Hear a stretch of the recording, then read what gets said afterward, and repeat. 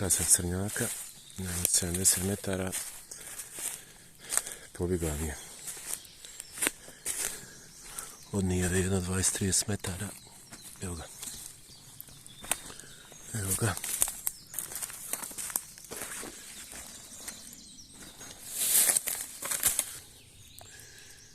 Zanimljiv trofej.